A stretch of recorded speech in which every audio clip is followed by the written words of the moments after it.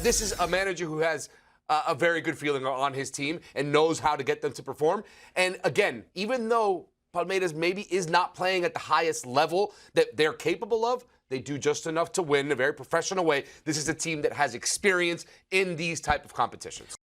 They were a deserved winner. There's no doubt about it. It wasn't until the goal that we really even saw Botafogo open it up offensively at all. Yeah, it was interesting. The first 45 minutes was I would say not the best level that we've seen in this Club World Cup, but it was kind of what you would expect between two rivals from the same domestic league in Brazil, playing a very physical brand of soccer. It was what we're used to seeing in South American football when there's trophies on the line in a cup-style tournament, in a World Cup-style tournament, obviously like this one.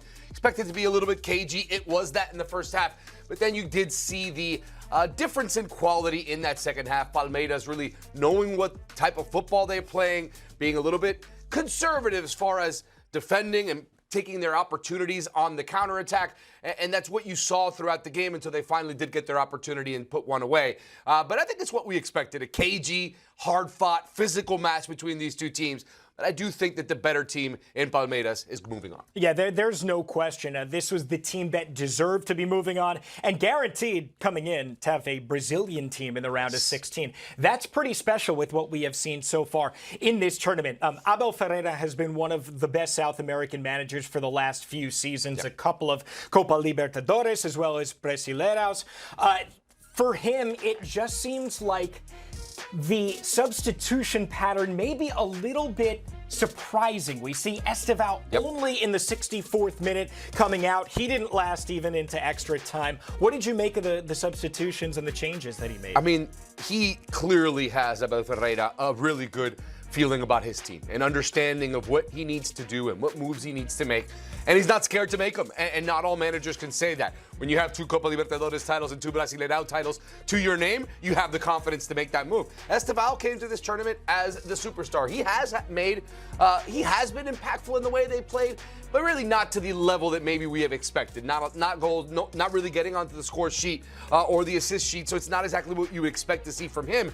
But we see Abel Ferreira has options at his disposal. He also sat down Facundo Torres, another player who's been a goal scorer for them. He's leading them in the Brazilian domestic league in scoring. So it is he is not scared to make the moves. He did make those moves today, and it ends up paying off. Super Sub gets the goal once again, and they're able to move on.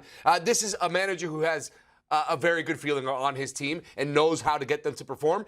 And again, even though Palmeiras maybe is not playing at the highest level that they're capable of, they do just enough to win in a very professional way. This is a team that has experience in these type of competitions. Well, let's talk about Palmeiras so far. I mean, the Group A winner, scoreless draw against Porto, 2-0 win against Al Ahly, and then the 2-2 draw against Inter Miami.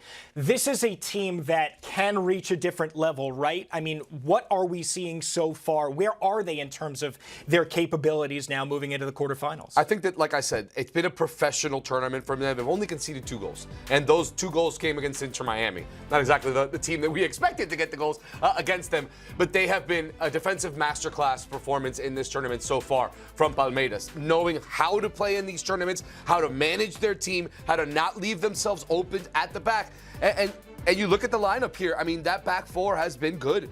Fuchs, you saw what Fuchs did at the very end. That's kind of the epitome of what Palmeiras has been defensively in this tournament so far, laying it all on the line to make sure that they don't give the opportunity to the opposing team to get onto the score sheet. And that's what they've done. And even in the game where they did concede goals, they're able to come back and get the 2 goals to make it a level, to make it a draw. So this is a team, like I said, a little bit of inconsistency as far as the final third is concerned. You'd like to see a bit better if you're a Palmeiras fan, but still, you're confident because they're defending so well, they're controlling the games through the midfield, and really have done a good job of dictating the pace of the games. And that's what happened today. That second half was dominated by Palmeiras. Probably should have gotten a goal in the second half. Didn't have to go to extra time. But they're confident that they're still going to be able to get it done because they're defending so well. Yeah, and they could hit a different level if Estevão, who's going to Chelsea after this, starts to score, right? I mean, in the knockout stages, goal scorers are going to be huge, and Estevão is one of those. Flipping the script to Botafogo. They're the Brazilian champions right now. 8th in the Brasileirão. I mean, they're having a bit of a disappointing season. We know that this is a side that going forward is going to be always one of the best in Brazil. Is it reinvestment time? Where do they go from here? It's tough. I mean, they did lose some players after their incredible win in Copa Libertadores. So it is kind of a little bit of a transitional period for Botafogo. I still think it's a positive tournament for them because of that transitional period where you do have some players that are coming in and out. They do have to kind of reinvest in the squad there. Maybe use this, especially with the winnings that they still get, even though they're eliminated from this tournament, still in a decent amount of coin to be able to maybe reinvest in the squad. This is a Botafogo team that I think will be around for some time. Obviously, American ownership with John Textor.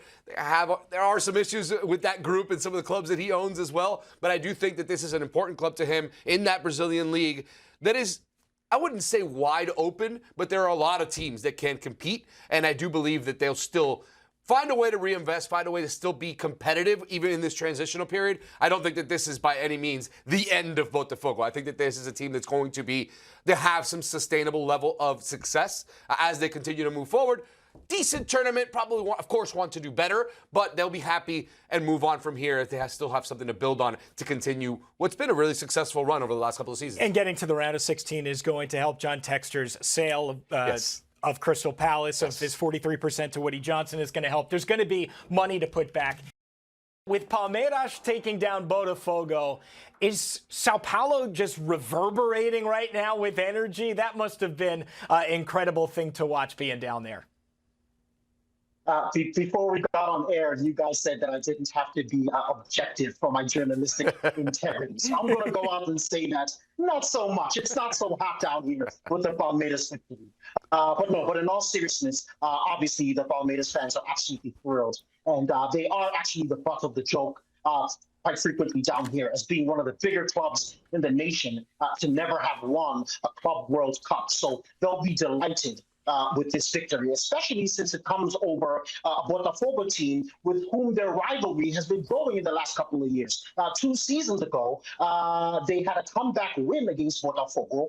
They were 3-0 down at Nilson Santos, came back and won 4-3, and that was the beginning of Botafogo's capitulation of that league title, which Palmeiras went on to win. And then they were knocked out by Botafogo last year, Palmeiras. And so this rivalry has been huge. And so this victory for Palmeiras has been really flying out. That's why I love having you on, Mbizo, because you kind of let us know exactly how passionate the Brazilian, the South American fans are taking this tournament. And I think that's kind of what some of the casual fans have seen. Wow, they really care. This is very important to the South American clubs, and it really has been beautiful to see. So that's why I love having you on.